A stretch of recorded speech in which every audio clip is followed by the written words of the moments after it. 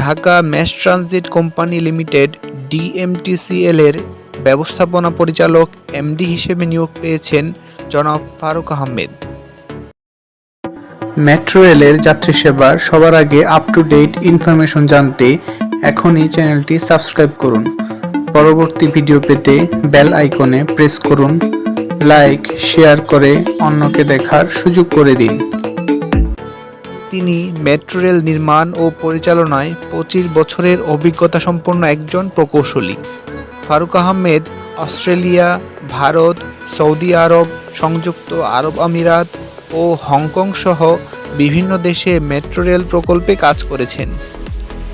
জনাব ফারুক আহমেদ চট্টগ্রাম প্রকৌশল ও প্রযুক্তি বিশ্ববিদ্যালয় হতে 1982 সালে সিভিল ইঞ্জিনিয়ারিংয়ে স্নাতক শেষ করেন।